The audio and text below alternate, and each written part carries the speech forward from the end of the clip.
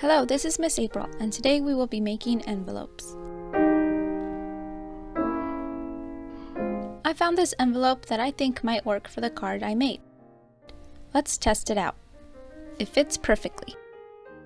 The next step was for me to gently take it apart to see how it looks laid out flat.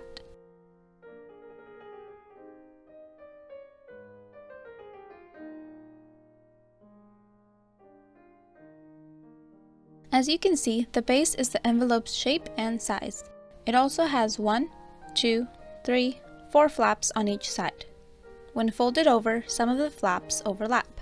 I went ahead and traced it, scanned it, uploaded it onto Silhouette Studio, and traced it. The trace wasn't great, so I took down the measurements and created it using the line tool, and it looks pretty similar. This one is more complex, but here is an easier way to create an envelope. Remember that we start off with the base. I have created a rectangle that is 5 by 7 inches, just like our card. However, if we leave it at this size, our card might not fit since it would be a little too snug. We need to add some wiggle room. You can add 1/4 of an inch to each side. This changes our measurements to 5.25 inches by 7.25 inches. Our next step is to add the 4 flaps. This can be almost any shape. These are just some examples. For this project, I'm going to go with this shape. Here I am just adjusting it so that it meets on both ends at the top of our envelope base. We can always move it ourselves, but here is a neat trick. We can go to the page setup, grid settings, and enable smart snapping. This snaps our objects to lines on our grids or our design. Notice how it snaps right into place and aligns itself with our rectangle. You just have to move the other side so it does the same. Our next step is to cut the shape in half. I'm going to first draw a line and align center so that I have a guide that lets me know where the half point is. Next, I'm going to use the knife tool to get as close as I can with that line and create a straight horizontal cut. We are going to grab that piece that we want and drag it over to the top. Our next step is to create the bottom flap, so we are going to open Replicate and mirror below. Just for reference, this is what it would look like with both of our flaps closed. They seem to come up short, so I'm just going to make the shape bigger. Let's mirror below again. That looks better.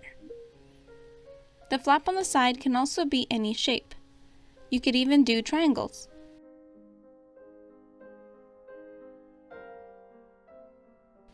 I'm just going to go with the same shape, but I'm going to make the shape smaller.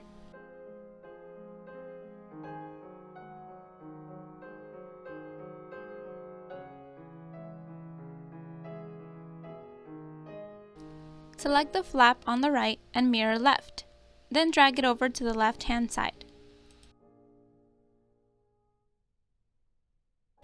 Here I am just moving the bottom flap where it should be and removing all the unwanted pieces. This is what the card looks like when it's opened. Next, we have to select the rectangle and change the solid line to a dashed line. That way we can fold along those lines. So now we are ready to send our designs. I'm using a paper that feels more like copy paper, so I'm going to change my material. I check to make sure my other settings are correct, and then I send it. Here is how they turned out. This one is almost the same as the one that I used for reference. This is how we need to fold it and where we need to add glue.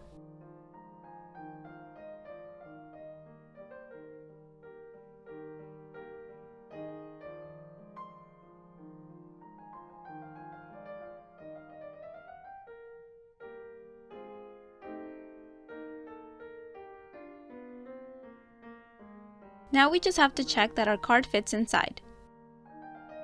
And that's how you make super simple envelopes. See you in our next video!